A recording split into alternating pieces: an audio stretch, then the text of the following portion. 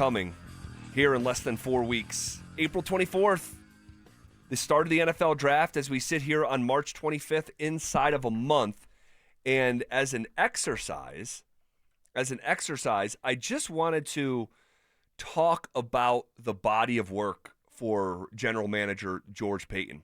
And it's not like we haven't talked about it. We have, but in like maybe isolated fashion, talking about, a particular player to giving George, his flowers on certain things as we've been critical on some other things.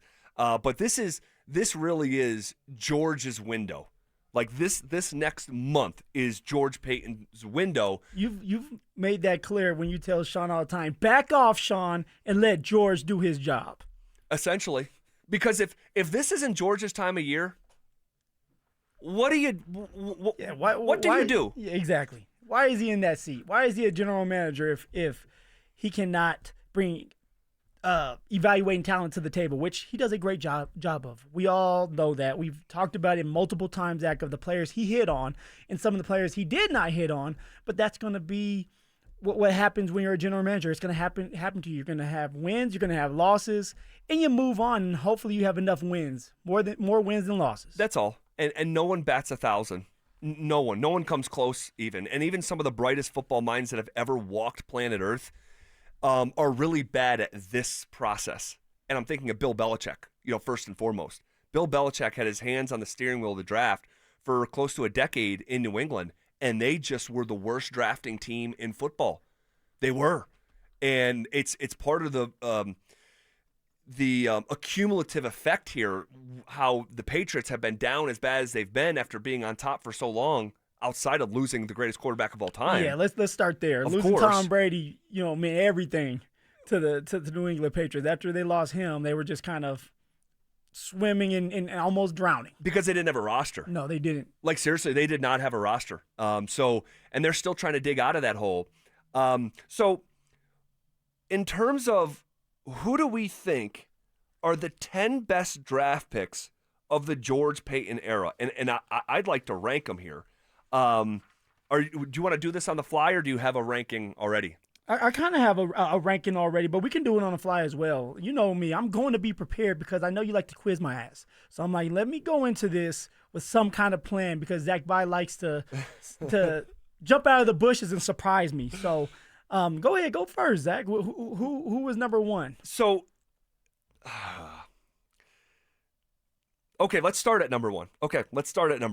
Or do you want to go? No. I like that because you can do it both ways. You really can, and it's just a different route of getting to the same place.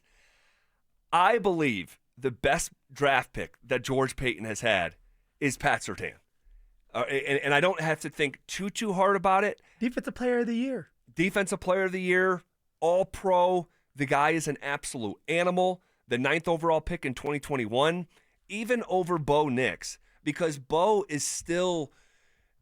Do you think that Bo Nix is we talked about this before. Do you believe that Bo Nix is a George Paton pick, or is it or is it like a Sean pick? It's a Sean pick. But I don't think that. So I don't have to think hard about that either. Like, that was a Sean Paton pick. You agree with that? Yeah, I do. I mean, Sean was like, hey, this is my quarterback, and I'm taking him. Nobody else is going to think like I think. Nobody else is going to get it right like I'm going to get right. And he was right. Bo Nix comes into the mix, has a great year. That's a Sean Paton pick, Zach. There's no question about it. And to the point where Sean's like, we got our guy. And George was like, wait, hold on, Sean, can we go through the rest of the process? But Sean's just like, no, it's already done. Like, it's Bo Nix from Oregon. He's like, simmer down, George. But that being said, I don't think that we can just cherry pick Bo Nix and take him out of the equation, because at the end of the day, or maybe we can. I'm taking him out of the mix. You're taking him right out. I'm taking him out of the mix. You want to know why? Because when Sean Paton was brought here to the Denver Broncos, George was not the one to do it. It was Greg Penner. George was the one showing Sean around. George was the one sitting outside the door while they were discussing Sean's contract. So I'm gonna give Sean his flowers on the Bo Nix pick. Now, if you're talking about later on in the draft, we can give George his flowers for somebody like Vele. Well, how about any other pick? All right, let's go any other pick, but not Bo. Because I just wanted to mention this and finish the thought is that like if we're gonna like cherry pick and take Bo Nix out and he's the general manager of record, he doesn't get credit for that. There's got to be other picks that are going to come up on this list that George probably isn't responsible for either. We'll give another example. Troy Franklin. I do not believe George wanted Troy Franklin. That was another Sean Payton pick. I agree. So we can take someone like Troy Franklin out of it. But you get down deeper into the draft, 6th, 7th round, 5th round. But what about second round? Second round has been George too. George put it out there that, hey, in the second and third round, I've been pretty good at picking talent. Yes. How about this? Let's meet in the middle here. Let's take Bo Nix out. Let's take Bo Nix right out. And I did this list before we came on the air, so I'm not going to have 10. I'm not going to have 10 great draft picks. I'm going to have 9 if we're taking Bo out because Sean gets credit for it. So we'll take him out. All right, let's take him out. Let's take him out. No problem. Get out of there. Bo Nix is out. Sean is responsible for that. So then it becomes a no-brainer that Pat Surtain's the best draft pick that Pat George has Surtain had. is number one. Okay. It may be the easiest one. I know people hate me for saying that, but it's the 9th pick of the NFL draft. You kind of know who you want. You know that the first top 10 are going to be the first top 10 of the draft that are going to usually hit if things go right. Who are you thinking of? Bradley Chubb can start there. Well, Chubb, his first year. Yeah. To be honest, his first year he had double-digit sacks and he was going in the right direction. Yeah. So was Javonte Williams. Okay. You know, so I was like, it's like, and again, we talked about how PS2 wasn't even the first corner taken. Now there's a damn good one in J.C. Horn, but he's not PS2's level. So after, well, hold up. Yeah. Chubb was not Chubb was not a Sean Payton pick. Oh no! I'm just talking about you because you said when you're picking in the top 10. Oh yeah, like you're right. You're however you phrase it, like you're usually you hit on the first 10 picks in the NFL draft. They're the easier ones to pick through. They're the easier ones, but I would say. So I say, should say that then. They're easier. Yes. I definitely agree with that. Who's George Payton's second best draft pick after Pat Surtain? That's easy. Big Q, Quinn Miners. I had him as well. Offensive lineman, coming out of a small school, worked his way up. He's dominant in his position. He really is. You have to give someone like George his flowers for picking a player that was at a D3 school and now paying him a lot of money because of what he's doing on that football field. He's a great asset to this team, and he's helping this team win games. Respect the offensive line, Zach. I had him. I have this. If we're taking Bo Nix out, I have Quinn Miners as the second best draft pick that George Paton has had here in Denver after only Defensive Player of the Year Pat Surtain. So we agree on that. Who would be his third? And by the way, Quinn Miners, you mentioned this, but it picked in the 3rd round. Yeah. Wisconsin Whitewater. This is not a talent that you see coming from 10 miles away. This is someone that you had to go put time into and really trust your evaluation. You're talking about a guy that works out in the woods, that knocks trees down, that all he eats is bison and rice. And a source tells me he still eats bison and rice. So he's just an animal. I love Quinn Miners, but that's a pick that if you get wrong, the low-hanging fruit of criticism, like what were you thinking? You used a top 100 pick on a Division III player? This happened a couple years ago in Chicago. They picked a Division II tight end named Adam Shaheen. When you get it wrong, you get called an idiot. You're not even picking a Division I player. This is a Division III player. They got it right. He trusted his evaluation. So we agree on the first 2 picks. And if you're just joining us, we're counting down, or not, we're kind of counting down, but we're trying to rank the 10 best draft picks that George Paton has had here in Denver, and then we'll get to the 3 most glaring misses. Who did you have as the 3rd best draft pick for George Paton? I'm going to let you go. Okay. I'm going to let you go because sometimes you like to cheat. No, we can alternate. I have never. The next time your paper gets cheated off of will be the first time, Phil. Sean. I have Pat Surtain, Quinn Miners, and then the 3rd best draft pick for George Paton in Denver after PS2 and Quinn Miners is Nick Benito. All right. Who they found in the 2nd round. Yes. He had a great year this year. Came in at number 3 when it came to sacks, and he's only going to get better. He's young. He's only going to get better. He was picked in the 2nd round out of Oklahoma. My grandpa is a big Sooner fan. Okay, shout out. Yeah, so he's always cheering for them. So I had a lot of information on Nick Benito when he first came out because of him being from Oklahoma. But that was a great pickup by Sean, and he's going to be able to finish it off by rewarding Nick Bonito. I'm thinking in the middle of the year, a lucrative contract. But we'll see. Nick Bonito will get a contract at some point, whether it's here soon or later on during the middle of the season. Yeah, I agree. You can't play around with that one too much. But so we agree on the best 3 draft picks in order so far for George Paton. If we're taking Bo Nix out of it, PS2, Quinn Miners, and Benito. It's interesting because in the first 3, you've hit on a first-round pick, you've hit on a second-round pick, and he hit on a third-round pick as well. So now the shoe's back on your foot. Who would be the 4th best draft pick after those 3? See, now it kind of gets dicey. There's a lot of people that can be up for number 4. But I'm going to go with a guy that got paid this year, that helped Nick Bonito out. That's a pass rusher as well in Jonathan Cooper. Jay Coop, and I got to know Jonathan Cooper a little bit more because I would train with him. Just, to stay in shape so I don't get fat like you, Zach. To stay in shape. And I got to know him and how seriously he takes things. And he takes things to heart. And it paid off. And he has a high motor. He finds ways to get to the quarterback. He helps the defensive line out. He's helping Nick Bonito out because sometimes he can one-side a team.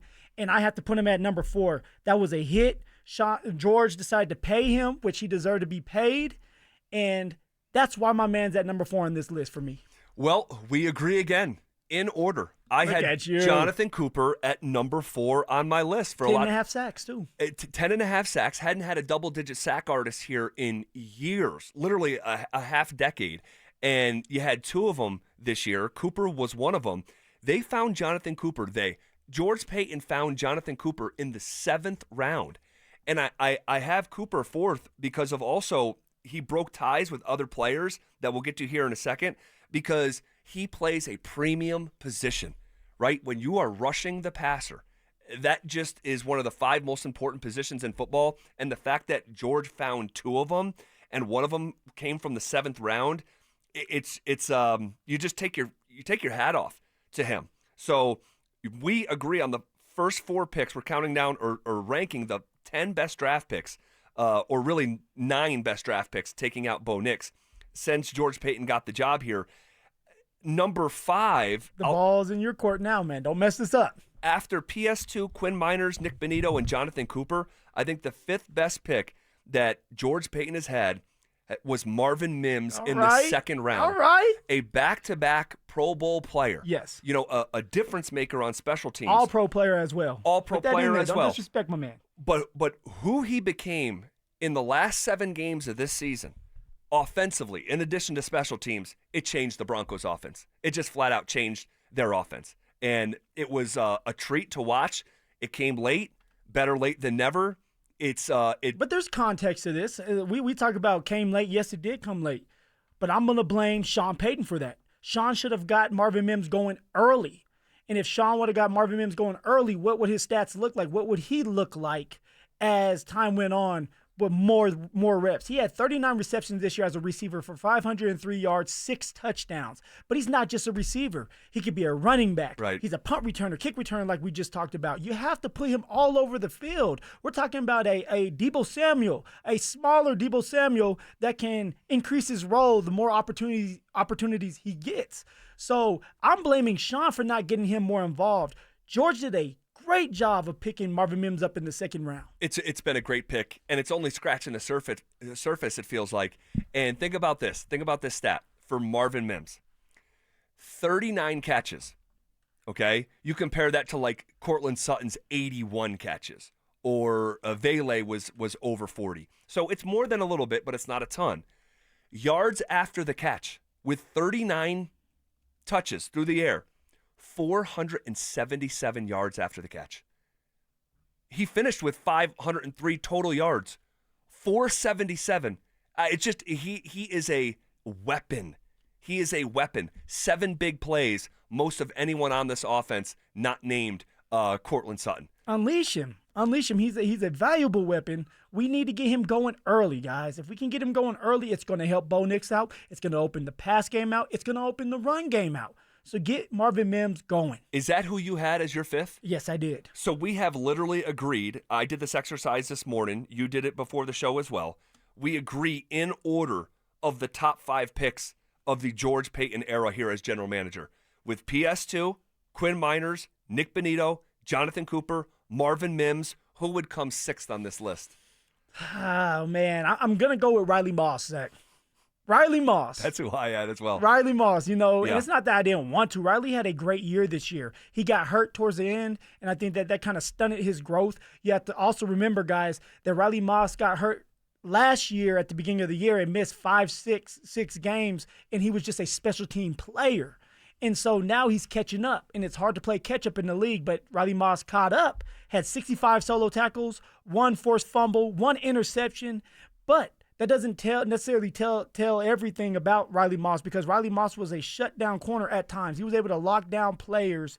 It just towards the end of the season when he got banged up, he wasn't the same. I'm going to have to put Riley Moss there because it was a great pickup in the 3rd round, and he continues to grow. What does he look like next year with a whole entire season under his belt? What does he look like being a starting quarterback for his 2nd year? So there's a lot out there for Riley Moss. I'm excited to see where this man goes next year. Yeah, me too. And when he's not out there, the Broncos defense changes. It just does. And he represents a little something different than just a position.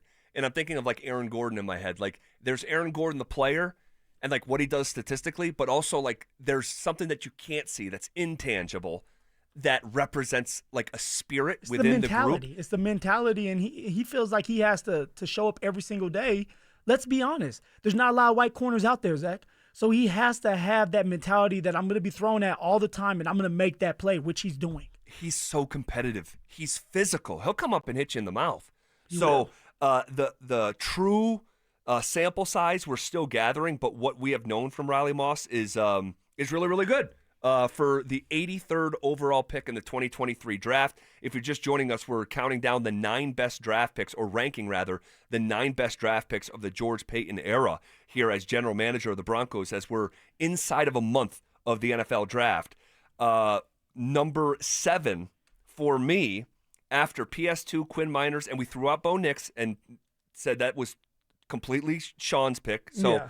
it's I guarantee I can read your mind on this one. It's PS2, it's Quinn Miners, it's Nick Bonito, it's Jonathan Cooper, it's Marvin Mims, it's Riley Moss. We have agreed on all 6 in order. Number 7 for me, this is where it got a little bit tricky. Number 7 for me, I put Jonah Ellis. Jonah Ellis. And it was close with the guy that you thought I was going to pick. Yeah.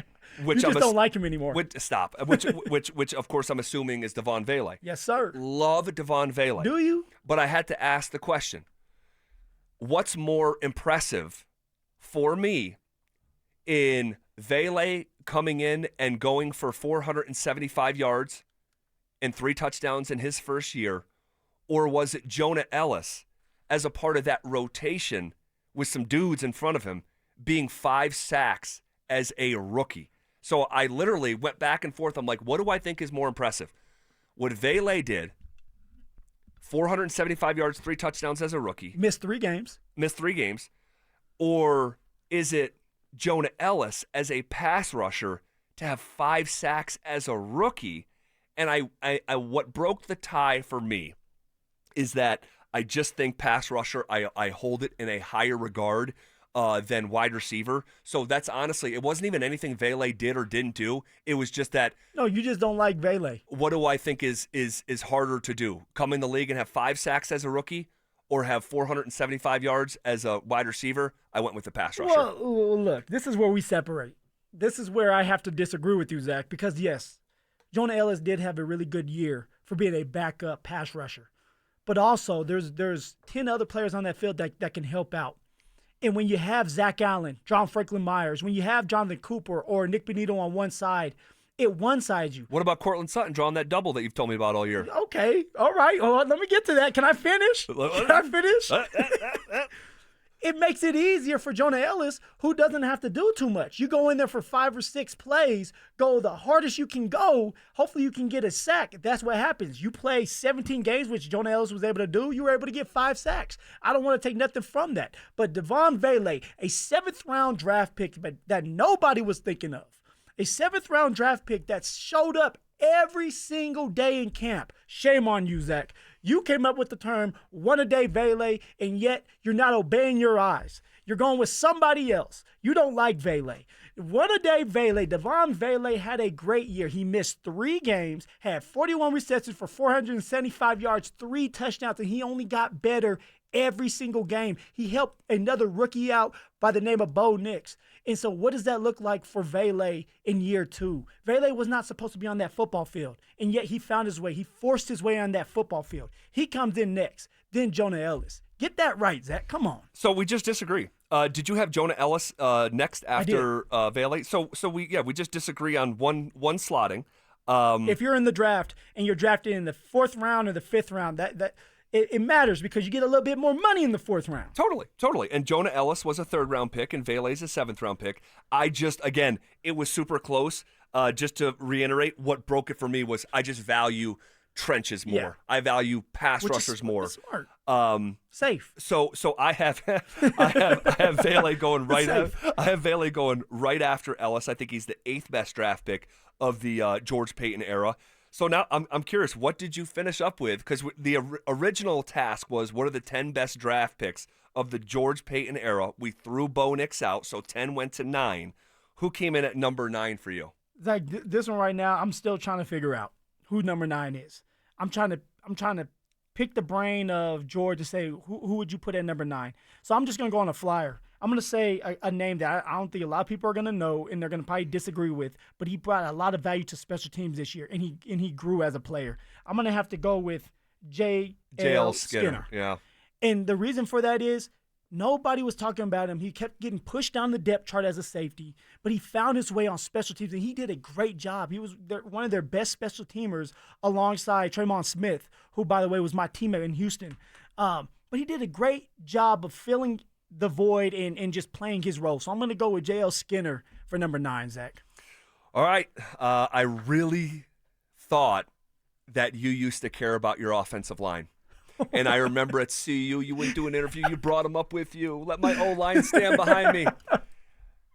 George Paton. That was a prop. Found, it's a whole, you crafted your image. George Paton found the starting center of the Broncos in the 5th round in 2022, Luke Wattenberg, who started 13 of the 17 games this year. He came in at my 9th best Look pick. at you, Luke Wattenberg. The offensive line matters to me. They matter. It matters to some of us. So when you find a starting offensive lineman in the 5th round, that goes over a special team. Everybody's still trying to get rid of Luke Wattenberg, though. I don't know. He was on the number 1 run block team in the NFL, starting center. So he came in at number 9 for me. So really where we disagree, we agreed on the first 6 picks. So it's PS2, Quinn Miners, Nick Benito, Jonathan Cooper, Marvin Mims, Riley Moss. We agreed on those 6 for 6. I had Jonah Ellis 7th. You had Vele. I had Vele 8th. You had Jonah Ellis 8th. We just flip-flopped there. You mistakenly put J.L. Skinner, number 9. I put the starting center for the Denver Broncos, Luke Wattenberg, at number 9 for me. And, hey, so think about these draft picks, though. Think about these draft picks, and I think this is important. In these picks, in these 9 picks, George found players 1st round, 3rd round, 2nd round, 7th round, 2nd round, 3rd round, 7th round, 5th round. And then even for you with the J.L. Skinner, he was picked in the 6th round. Yes. So George has found players at the top of the draft. He's found players in the middle of the draft. He's found players at the end of the draft. But when I hear the 3rd and 2nd picks, as many as we have, with Quinn Miners a 3rd round pick, Benito 2nd round, Mims 2nd round, Riley Moss 3rd round, Jonah Ellis 3rd round, I go back to our exercise last week about trading back and getting more darts, dude. If you give George Paton more darts in the 2nd and 3rd round, I forget whose scenario it was, had the Broncos trading with the Jags from 20 to then 5 picks into the 2nd round, plus 2 more 3rd round picks, and you'd have 5 picks in the top 88 players. The track record says, man, the Broncos could add some real bricks to their franchise. And that's what you're looking for. You're looking for depth pieces, and you're looking for players that over time develop and can be impact players a couple years from now. Yep. All right, we didn't have enough time to get to the misses. We will circle back and do that. If we don't have time for it today, we'll do it tomorrow. But fun, and I think productive exercise looking at the career history here of Broncos general manager George Paton. Okay,